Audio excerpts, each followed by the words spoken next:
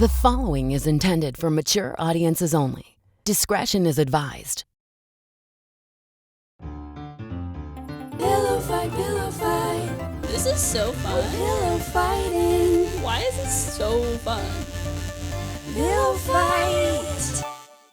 Hi everyone, it's me, Yamini. If you like Pillow Fight, please be sure to give it a follow, and if you listen on Apple Podcasts, rate and review it. That would mean the world to me. Enjoy the episode, and thank you so much for listening to Pillow Fight. If you're following me on literally any platform, you probably know just how much I poop. And let me tell you, wiping your butt raw with toilet paper does not remove all the shit that's sitting on it. Thankfully, there's now a sleek bidet attachment that clips onto your existing toilet and sprays your butt completely clean with fresh water. It's called Tushy, and it's the best thing you can do for your butt. Tushy sprays directly to your ass and removes the poop completely, so you aren't sitting on bacteria that leads to nasty things like hemorrhoids, yeast infections, UTIs, and itchy assholes. And a Tushy bidet cuts toilet paper use by 80%, so it pays for itself in just a few months. Join millions of happy Hello Tushy customers, including me, right now, and have a clean butt with every flush. Go to hellotushy.com/yams to get 10% off your order.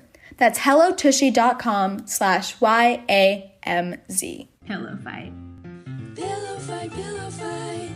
Is yours made of goose? We got feathers flying everywhere. Mine's made of goose.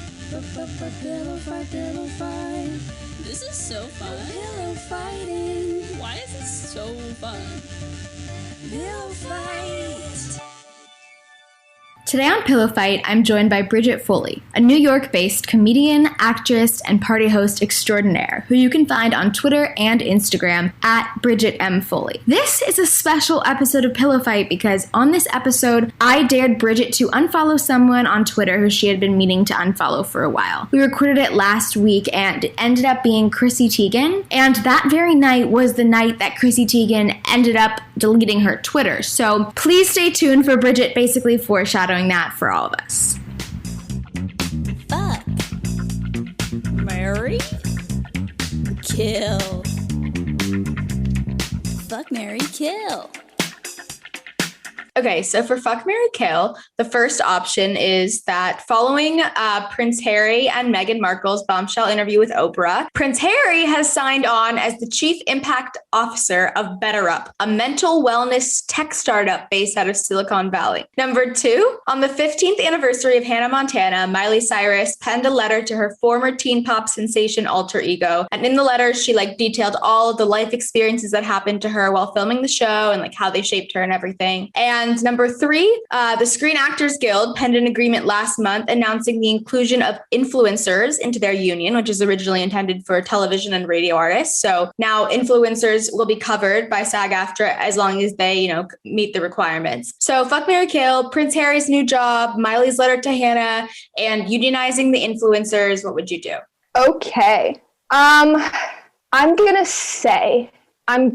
fuck unionizing the influencers because it is seductive on its face, always, for more people to be in unions, always. And the more people that can be in a union and under contract, the better. And there is, a widespread kind of inequity amongst which influencers get what deals and who gets seen and when they are seen, when they're compensated. So the disparities are obvious, but it's also does the influencer who lives in a 3-story home and has their own drink at Dunkin' Donuts, are they the most vulnerable in the entertainment community who have really taken a hit in the middle of this pandemic? I don't know. So there is, I don't know the exact stipulations, right? We're merely riffing on premise, but I'm going to fuck influencers in the union because I may need to ghost at a later point. Mm-hmm. I just don't know. I want to see how this rolls out. Yeah, totally. I'm gonna marry. I think the choices are obvious now. I'm gonna marry the letter to Hannah Montana from Miley Cyrus. I mean, that is such a theme of the pandemic, I think, nurturing our younger selves. I should probably write a letter to my younger self. Everybody should. I feel like it's a healing practice. Absolutely. And I feel like just the nature of the way socialization is happening right now, it's all online. it's so social media driven that I personally, I feel I'm reverting to this like middle school-esque kind of hyper analyzation of every single tit for tat interaction and every emoji and like fucking punctuation choice. It's like if you, and I understand it's unfair, it's a lot of projection, but like one too many ellipses with me and I will like begin to spiral and be Me too. So when did you start hating me and when can we make it stop? And I'm trying to be more gentle with others and with myself because I think I'm holding a little bit of a double standard with myself where I'm like, I can take all the time in the world to respond to this. This little hectagon on Instagram told me it was okay for me to ignore that. And then when other people don't get it back to me, I'm just like, so what do? Like picking your belly button lint? Like, why are you not? What's the deal? I think it's also like in the before times. If someone didn't respond to you or get back to you, there was like plausible deniability as to what they were doing, if they're busy, whatever. Now, like most of people's worlds are online. So it's like if I'm interacting on Twitter and I'm not responding to people's texts, it's like they know exactly what I'm doing and they get to judge if they think it's like priority enough to not be responding to their texts, which is very weird to me. I think I've gotten much worse at responding to texts in the pandemic just because it feels like there is so much pressure on it that I like put it away and then I forget to come back to it. Whereas I used to be like right away I would text back. Oh, me too. Yeah. In replacement of physical spaces, some of my online spaces kind of like take the place of physical space in my brain. Like, oh, sorry, I can't respond to that message right now. I am in the Basset Hound TikTok department. This is like a physical space in my brain and I cannot respond because I'm there presently and I will get back to you eventually. What's in the Basset Hound TikTok department? A bunch of, it's the Basset Hounds flopping around, being cute. And then I would absolutely kill mental health startups. That to me is like I feel like something is evoked out of the universe when that phrase is uttered. It's very insidious to me. It's very tainted because it's antithetical. Mental health startup. It's an oxymoron, for sure. It is an oxymoron. You cannot center, or at least in my opinion, you cannot center truly sustainable, helpful practices for one's mental health around productivity and capitalism. Yeah. You cannot do it. Eventually, these things will get at each other. And I think that's becoming more and more apparent in the infographic universe. The pandemic, the infographic universe, like the therapist influencer pipeline, it's kind of wild. And it's a little bit of the whole self-improvement kind of thing. I believe it's starting to become a little bit of a displacement of responsibility on the part of, we won't pass Medicare for all, we won't give everybody housing, we won't do these fundamental like New Deal things that we know would solve these problems, but we're gonna push self-improvement until the day people fucking croak. Yeah. So they feel that it's their responsibility to solve all these problems. Yes, because it's like everything is like you are responsible for all of your like condition, like your material conditions, and that's like so not true. Like people get lucky. Fire breathing cannot pay the rent, man. It's like there's a certain point where this shit just can't compensate. I think it's truly wild that like the tech startup mental wellness space is very like trying to put a measurement on every single thing and like that's like not how it works. Yeah, it's displacing the responsibility. And I think, first of all, the job description that Harry has, that's not a real thing. It's like manager to the supervisor of coordinator of stuff and things and tasks. Like it's like a Nathan for you made up role. What is he even going to be doing? I think he's the CIO. So it's a pretty big role. But okay, something that's funny to me is that the company is called Better Up and it's a mental wellness startup. BetterHelp is like the online therapy. I'm like, is that not like gonna clash? Are they not gonna get in trouble for it? Are they not incorporated or are they not? It didn't seem like it. I mean, companies are constantly buying each other out, like freaking maybe the dinosaurs just chewing each other's heads off. That's so maybe true. This is, where this is headed. But that seems to be a situation that's not tenable if they are competitors. Better Up and BetterHelp. Maybe they are just like different parts. See, BetterHelp is flat, but Better Up, you're going up. Do you see the difference there? Once you've been better helped, you need to go better up. You need to better up. Steps. Because better help's not going to be enough. It's a ladder. Yeah, I would also kill this new job of Prince Harry's because I don't know. I think it's really sad to see a man that you like almost respect become a tech bro. I think it's really heartbreaking. I think it's, I saw it happen to some. It happens to the best of us, I think. And in college, I lost a lot of great people to startups, and it was really upsetting. And so I would kill Prince Harry's new job because I've been down that road so many times and it's never ended well. And so it's like, why would I go back to that? And I don't think we need a mental wellness startup. I think that people need to find their own ways of healing, and we need to crumble the system. And I think I would actually marry unionizing the influencers because I think it's like probably, I don't think that the requirements are like so that like only people who can get protections are like Charli D'Amelio's. I think it's like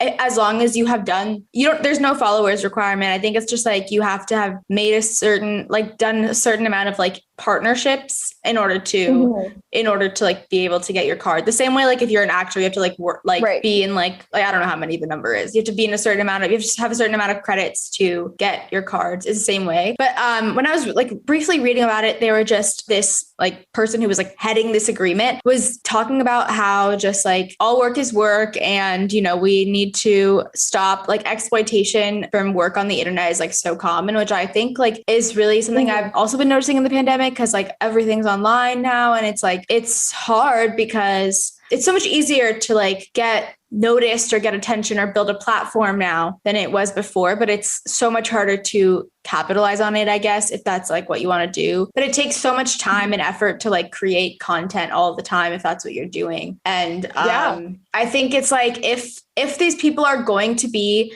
going hand in hand with like these corporations, I feel like they should have protection. So yeah. And then I would fuck the Miley Hannah Montana letter because it just feels like to me, it's like a childhood friend who like comes into town and like you have them stay at your house. Oh, like you're my childhood friend. I never saw you in this way. Now like that you're here, like, okay. It feels like one of those things. And then you go back to being kind of friends forever. It's like, whatever, But no, I was like noticing, I've been thinking about this lately also, especially in the pandemic. I'm just have a magnifying glass on every single thing I do. But I have noticed that like I obviously am on all these devices all the time, but I can't watch TV in bed on my computer because now it's like my computer's not my friend anymore. It's like I have a relationship to it that is like work. It's like business. Like I don't want to, like after business hours, I don't want to be on my computer anymore. Like I want to be on other devices, the like fun devices. Like I want to play on my phone or like watch something on an iPad or like watch something on the TV. Okay. I don't want to be on my computer anymore after like 6 p.m. And it's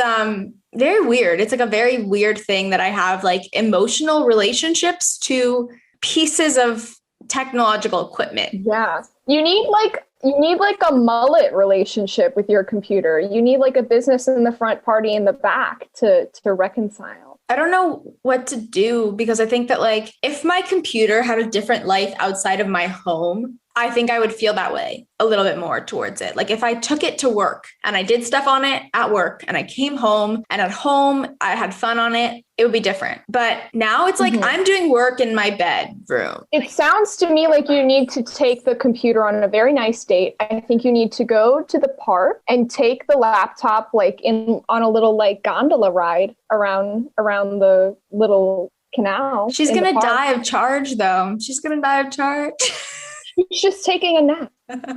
If the physical space is the issue, well, then maybe there needs to be a change of scenery. Totally. It's definitely like, wow, we need to go to couples therapy, me and my computer.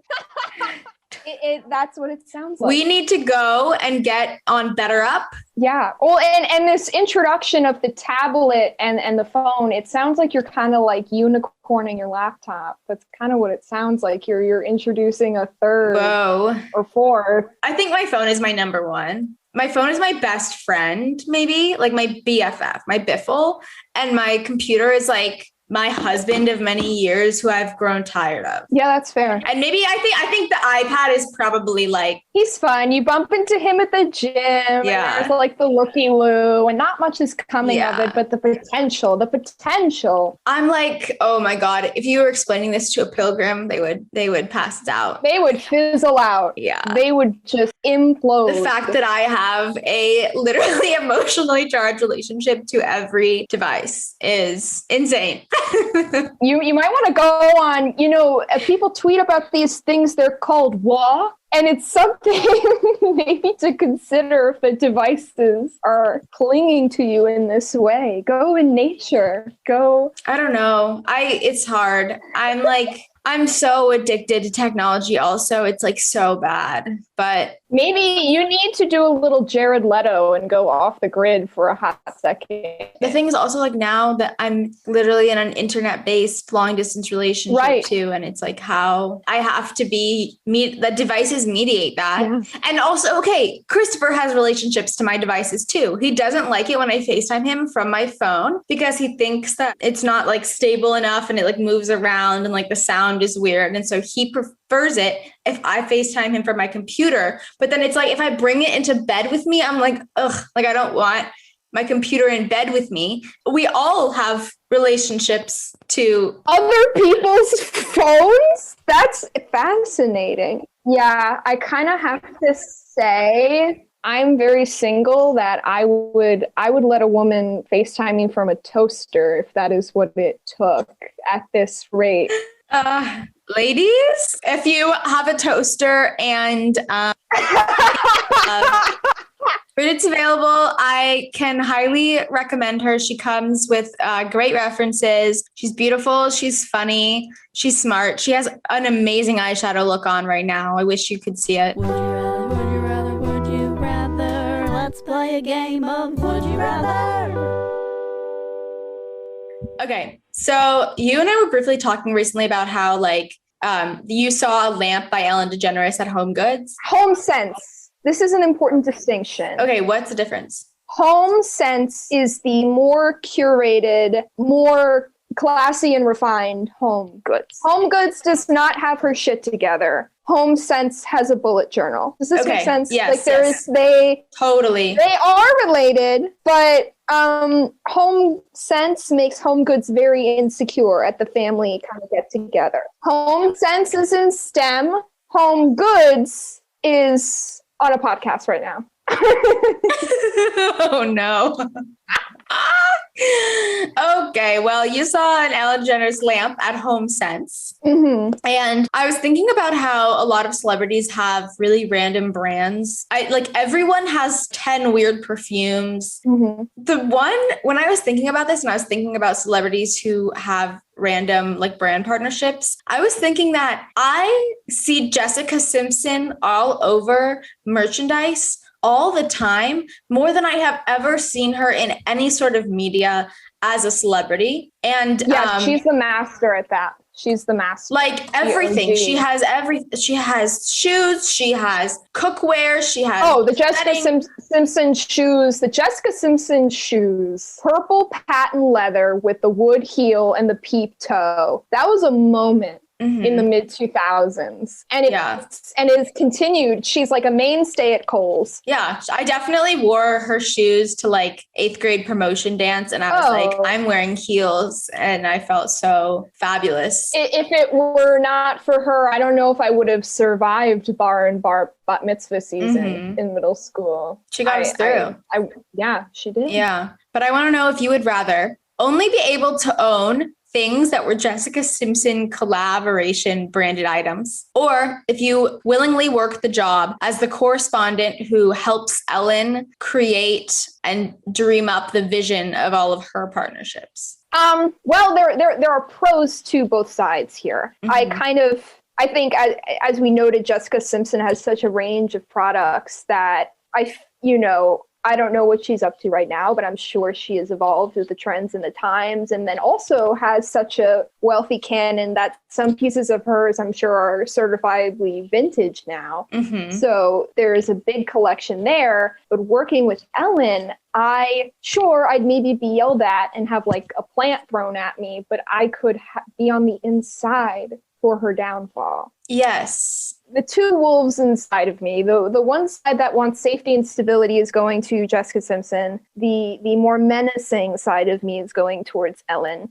And I think we're going to go with working with. See, I have the same answer, but I think it's almost the opposite. My stability side is like, that's probably like a really like stable job. It's probably well paying. I probably like, to be honest, I feel like Ellen's probably not that involved in this process. And I just get to make whatever creative decisions I want and absolutely. say that I'm working with a celebrity. Whereas like owning only Jessica Simpson items feels like a very particular aesthetic and way of life that definitely is like, might have, some quirks involved. But I feel like we're kind of seeing in this, like, there is such like an admiration for Y2K nostalgia that like, I feel like I would see like a really glowing profile in the cut of like a girl who is like, I lived for a year using only Jessica Simpson products.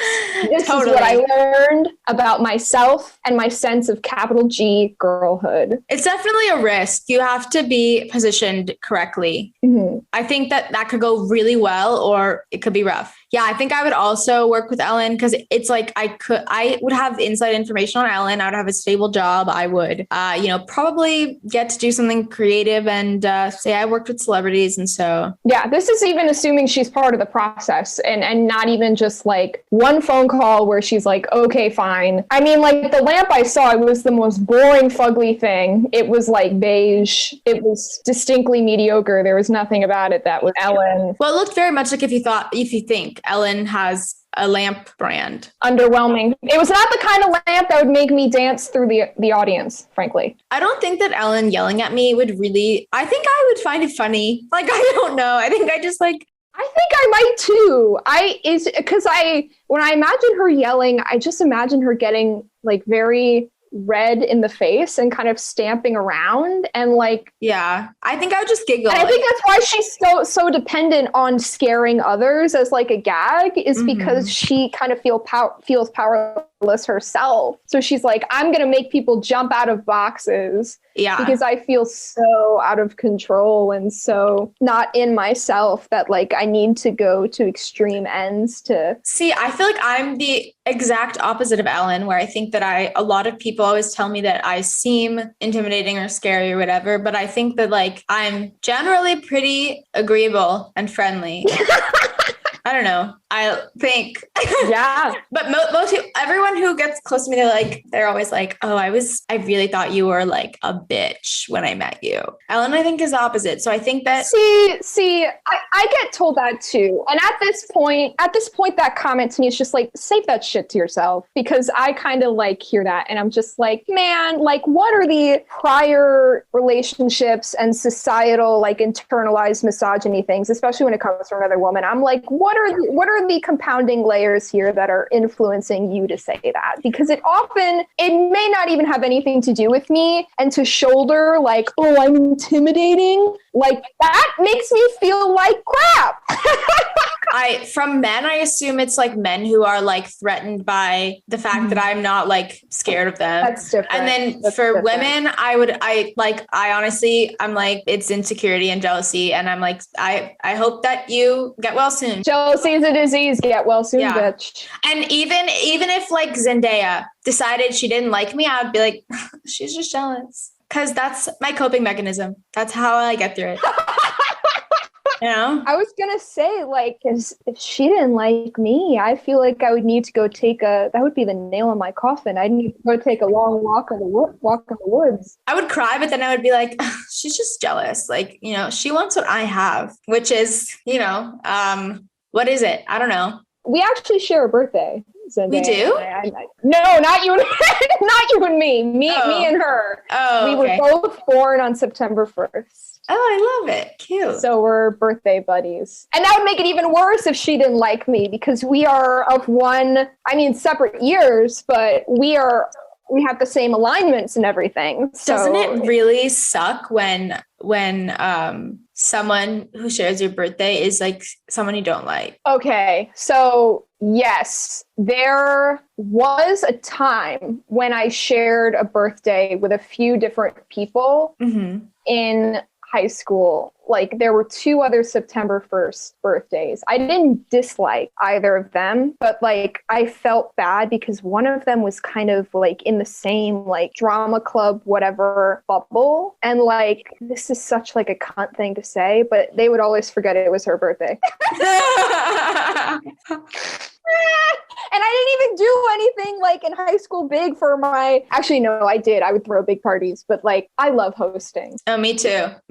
I love host so much, and I missed it. I love planning events. As you said, like, I love thinking up drinks. I love thinking up like hors d'oeuvres. I love themes. I love costumes. It's the whole thing for Bridget. I didn't think you were intimidating. I thought you were an amazing, incredible party host. That's the vibe I got from you right away, and I was right. Bridget is the kind of person who throws a party and like all the drinks have special names, and there's yes, I knew it. I had that feeling, and I feel like I am too. So, that's. Yeah. For my 16th birthday party, was it? Yeah. We threw an alien themed party at my house and like tarped all the walls, and like there was Mylar everywhere. Costumes were mandatory. There were all sorts of blue lights. My mom took an old like patio umbrella, covered it in tinfoil, so it would be like a UFO in the backyard that people could take photos with. That's so cool. That's been a lifelong thing for me. My mom and her crafts when it comes to parties, she would like take old refrigerator boxes and like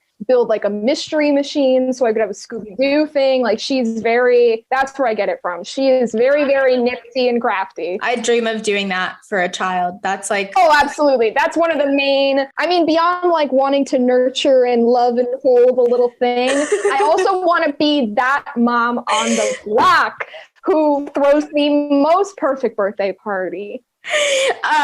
So on to my second Would You Rather. This week, Netflix announced that there would be second seasons of The Circle and Too Hot to Handle coming later this year. They're both original reality competition TV shows that premiered in 2020. For anyone who's not familiar, The Circle is basically, the premise is like how we're all living right now. So it's a bunch of people isolated in hotel rooms, and they can only communicate with each other through like this like social media-esque platform, and they have to like get everyone to like them. And if they're the most liked, then they win a bunch of money. And then Too Hot to Handle is sort of the opposite, where it's a bunch of really, hot people. I put hot in quotes because I think it's like... the definition of hot in any of these scenarios are, the little pod that they're in. It's all circumstantial. Yeah. And like, sure, like they're all good looking people who probably are all like, DTF. So they all throw them all in there in this resort. But if they like so much as like squeeze hands too tight,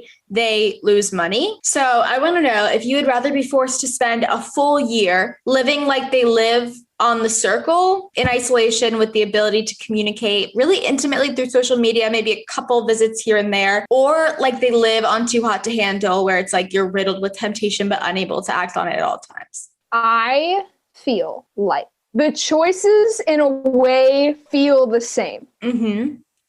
To a certain degree. Like, there's still the element of not being able to touch each other. That's the common denominator. Mm-hmm. But I think I would, at least after this period of time, I think I'd rather do Too Hot to Handle. Mm-hmm. I'd rather do in person, because I really feel the social media thing, even if you are intimate with them, it's still a projection, and it's still a barrier, where I feel like Too Hot to Handle, there is a little bit less of an opportunity to project an image ideal you have of a person onto them, because you are at least face to face, and you can like feel a little bit more of the organic energy, this little woo woo woo, but versus you can't through the screens. Yeah. See, so if you had asked me this a year ago, I probably would have said too hot to handle. But I think what this year has taught me is that, one, I think social media Yamini is probably better than regular Yamini. And most people will think that. And I feel like, you know what? I don't know if that's true. I feel like for a year I could live on her. You know what I mean? Like, I don't think that I need, like, I feel like I have been in this past year, honestly, doing that. And also, like, again, like, I've been doing this long distance relationship with the internet. Yeah, true. The formula's worked out for you. So if you put him in front of me, we finally got to be together and you said I couldn't touch him, oh, that would drive me so insane because it's right there, but you can't have it. When it's like not even there at all, it's like, okay, whatever. But that image is very funny to me of him being like dragged and dropped like a sim. Yeah. And you two are there, but there's just this massive coffee table and none of you know how to get around it because Sims never know how to get around coffee tables. Like, you're just like, there's a coffee table and there's the dining room table or whatever, and there's a big computer on one side and someone's sitting on the other side and they're having dinner when one person's being blocked by a computer. It's like, yeah, they don't know how to handle that. And I feel like that would be how it would transpire for you two. And I think it would be really fun. We couldn't woohoo, you know, couldn't do anything, nothing, no fun stuff. So I think that would drive me nuts. And I think I think like I kind of have been living the quasi the circle existence for the past year. So I spent 2 weeks alone in an Airbnb when I came back from college and I was like moving back here. My grandma lives with my parents, so I didn't want to like risk anything. So I stayed in Airbnb for 2 weeks. I honestly had such a good time, just like putzing around, being in your own, taking around by myself. Yeah. One thing about The Sims that I just found I think is funny that I just wanted to share is that when they get pregnant, they stay in their same clothes. And I always put my sim in like a thoughty little outfit. And it would be so funny to see this like crop top and like short little pleated skirt and this huge baby bump. That sounds like mommy shaming, Yamini. And I don't know if I can get down with that. It looks uncomfortable. It looks uncomfortable. You know, it's not supportive. Like, I think honestly, I would wear maternity pants now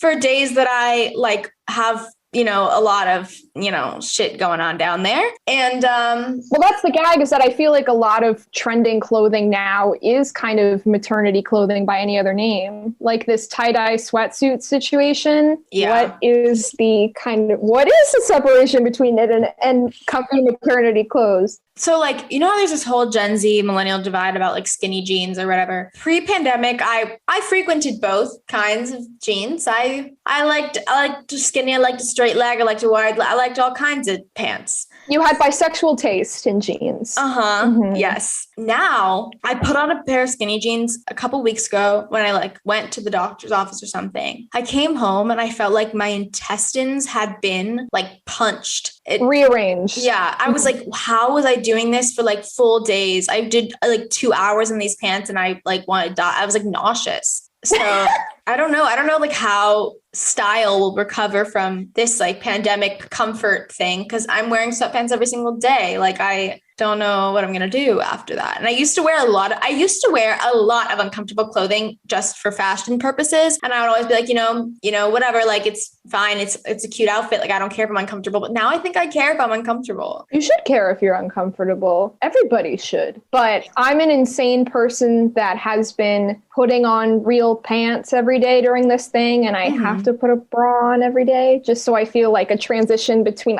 your face.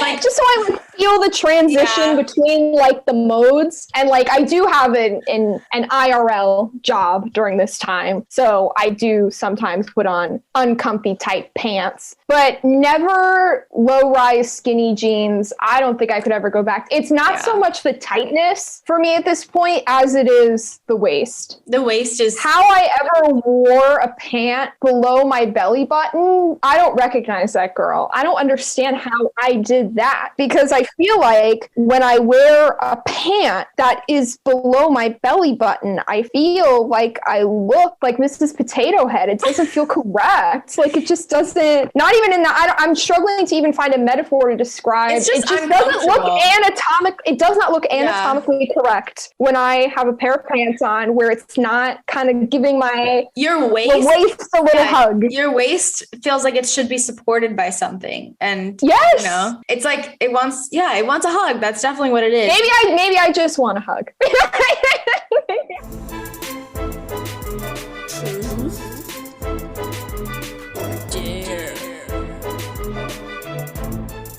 Truth or dare?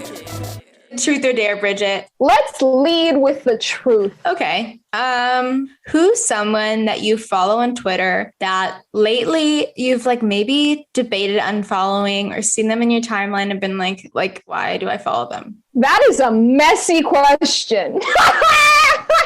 I feel like, in a way, everyone. I have scrolled through so much Twitter where at one point or another, not a single soul has been spared from my annoyance. I cannot deal with this shit anymore, this onslaught of every day. I have to wake up and think of every day. I hate thinking.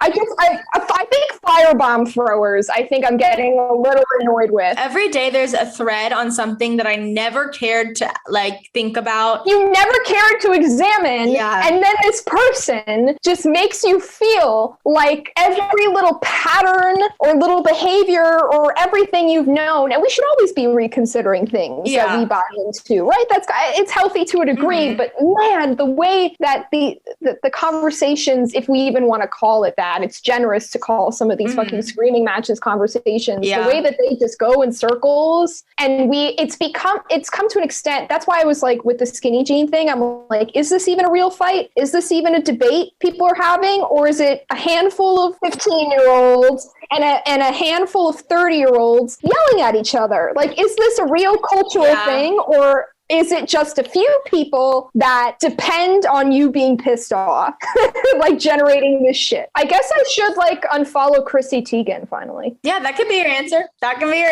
my answer. I mean, because I have such a weird, complicated perception and opinion on her, and who cares if I have an opinion on her now? But I was very annoyed with, I think initially, I actually had to unfollow someone for this, where they just could not stop ragging on her within the immediate wake of her miscarriage. Yeah. And it pissed me off so deeply that this person could not just let it go just because that engagement was fueling them, that they were doing numbers for piling on this woman. It went beyond it being Chrissy Teigen for me. And I was just like, this is a woman who just endured a tragedy that is unthinkable. And this motherfucker cannot just say, okay, I'm sorry, I'll stop. It was, but even outside of that, she just says shit all the time where I'm just like, man, I really want to kind of believe that a lot of the people that come for you are bitter and have nothing better to do. But when you open the gate and you say, come look at my $3,000 bottle of wine or whatever, and where you invite these situations constantly, I just think someone needs to take the phone. Someone just needs to take the phone, because I feel the same. I think I feel similarly about Christine. I'm not crazy about her, but I'm not, the things I would be upset with her for are those things, not just her existing. Your answer can be that you've debated on following Chrissy Teigen. Sure, I'm gonna do it right now. Whoa, it's happening live. Oh. Chrissy Teigen is no longer. And a hush falls over the room, the shock waves, mushroom cloud. Chrissy Teigen just lost her most important follower. Oh, out of 13.7 million people. Pour one out of the glass of $30,000 wine for the loss of Bridget Foley from Chrissy Teigen's followers list. All right. Yeah. All right. Thank you for that answer. Hey, Yamini, truth or dare? I will start with a dare. All right. Do you like follow friends or people you know on Spotify? Yeah. The dare is to text someone that you follow on Spotify and be like, hey, I just saw that last song you listened to. Are you good? Okay. Doesn't matter what the song is. And it's even better if they were just listening to something very joyful. Do you want it to be like any particular person or just like someone I'm following? It can be totally random. The more chaotic, the better. Okay. Maybe I'll do this friend from high school who I like don't talk to a lot, but sometimes. That sounds like the perfect contender. Okay. Hey, just saw that last song. Just saw on Spotify, song you were listening to on Spotify. Are you good? What's up? How are you? What's the vibe? Or you can phrase it if there's any particular like nuance of the, relationship that you can color it with. All right. It's off. Off to the races. Okay. Truth or dare? I mean, I guess I gotta do a dare. Okay. I would like for you to go into your notes app and just like scroll and stop, and whichever one entry it lands on, do a dramatic reading of it for us, whatever's in that note. Okay, I mean, this is the perfect one to like find. It's from November 1st, 2017. This appears to be notes I took while I was listening to one of Brene Brown's podcast appearances. They are bullet points. And I'm assuming it's Brene Brown because as you will listen, actually this might have been Marianne Williamson. Now that I'm looking further on the thing.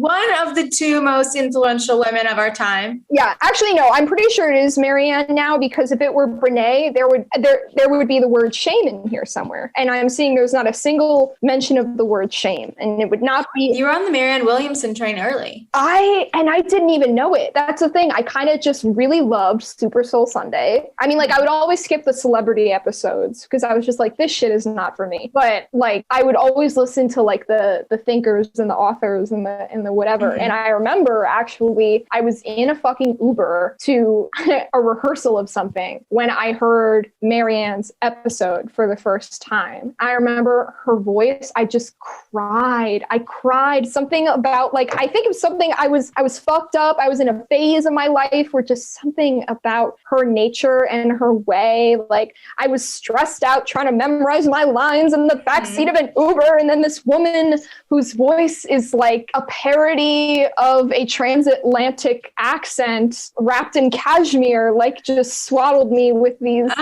positive thoughts. And I was just like, fuck, this is what I needed to hear on November 1st, 2017. Yeah. So the first bullet point is one should strive to act with compassion and empathy towards all creatures in accordance with reason. The struggle for justice is an ongoing and necessary pursuit that should prevail over laws and institutions. Bitch. True. One's body is inviolable, subject to one's own will alone. I don't know if I've been following that rule very well, but we'll get back to that tenet. The freedoms of others should be respected, including the freedom to offend. To willfully and unjustly encroach upon the freedoms of another is to forego your own. Oh my God. Whoever this was, they were spitting fire. That's what I wrote down from that. Wow. Which of those tenets do you follow most? I think the last one. I think that has to do with the purging of the Twitter feed too. It's like, I understand that people have the freedom to say the most silly and ridiculous things about gender and society and politics on the internet, and they have the freedom to do it, and I can walk away. Yes.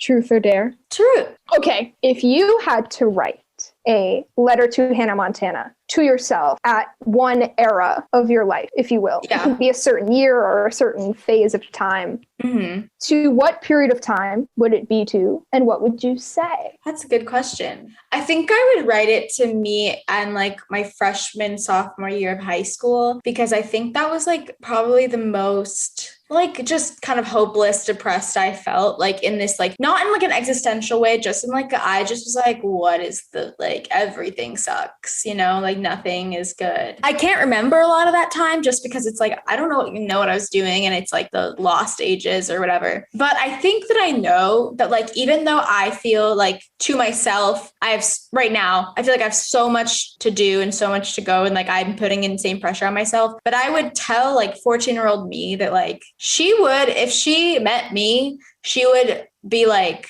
so in awe. Floored. Yeah. Like, I think that she would think I was so fucking cool. It was very, I don't know, not to get like dark, but it was very like, I was like, what's the point of being here at all? Maybe I should like relocate from Earth to somewhere else. That's what Elon Musk is trying to do. You were ahead of his game. I was. I patented it. I'm going to sue him. Yeah. So I think that I would tell her that she would be really proud of who she turned out to be, and that she would meet and like discover things that would like be really fulfilling and great and make it worth it. I would also tell her to stop being so so detail oriented all the time. Like, I think that was like the later end of that time period. When I moved out of that, I want to be here and into the, like, if I'm going to be here, everything has to be perfect. Right. It's just like, you can just kind of like vibe sometimes. Yeah. So that's what I would tell her. Great.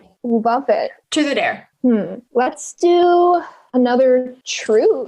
So you've been working in retail the past few months. I want to know, what's the most unpleasant encounter you've had with a customer at work?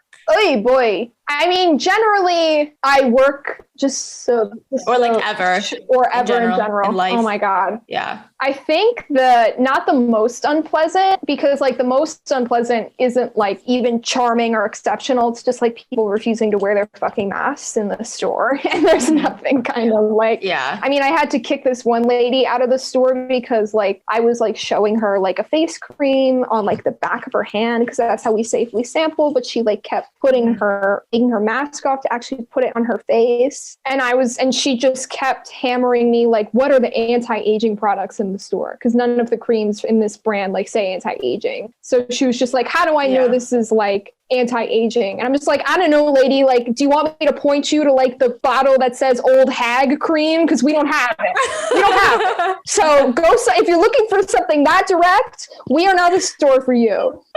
So I had to escort her out of the joint because she just refused to comply. But I think the weirdest interaction I have often is men come into the store and all the products are it's all personal care and it's all unisex and it all looks very unisex. They are very like, I want a product for men. Yeah. They want a face wash for men. And I'm just like, what the shit does this mean? What does it mean? It's soap.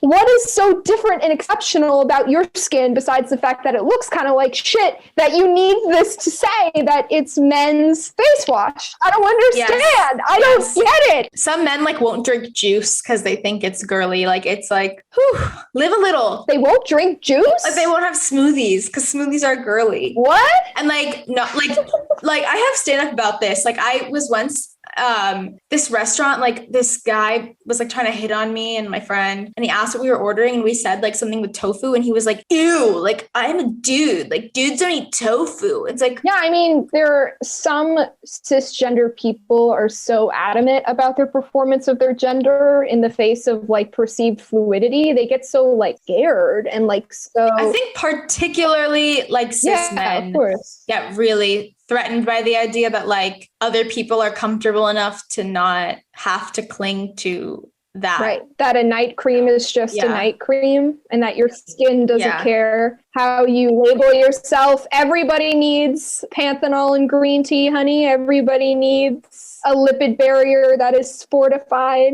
regardless. Every product you own has to like affirm your gender. My phone has to be, wake up in the morning and it says, Yamini, this is a phone for women. I drink my water and it goes, this is a water bottle for women. Womenly water. And otherwise I won't feel. It's like, do you not have any object permanence? Do you need everything to be labeled man in case you forget? I mean, If you legitimately cannot remember who you are, and I will write the word man on the cream for you so you remember. But unless you have like... I think if that's the problem, they're going to need more than a cream. Exactly. and that's not my ministry to fix that. I'm just hawking skincare, honey. I can't fix those kind of problems.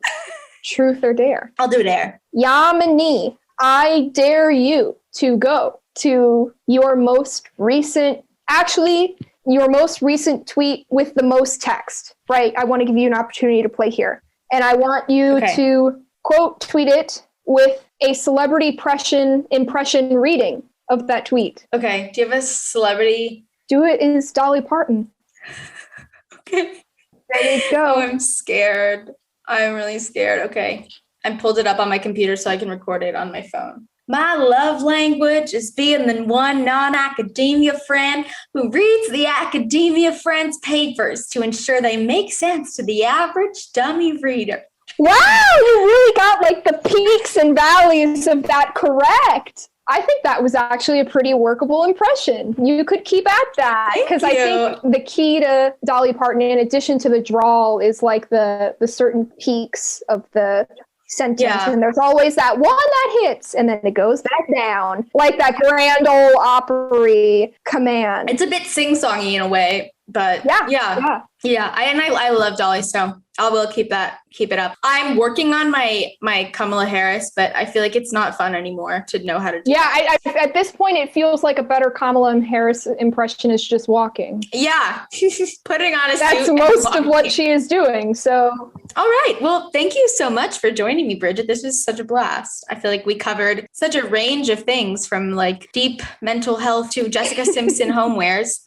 Yeah. Do you have anything that you want to share with the listeners right now? I guess I'm on Instagram and Twitter at Bridget M. Foley. I'm New York based. If you think I'm funny, have me on your rooftop this summer, honey, when those shows return.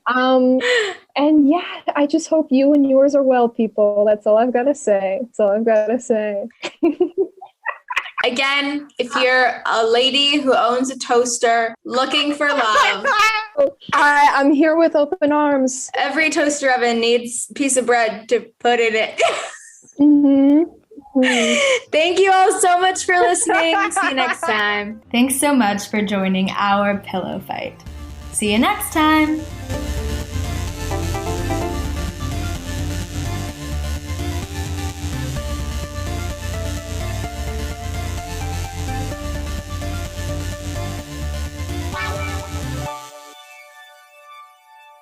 Pillow Fight is a production by me, Yamini Nambimadom, with music by Greer Baxter.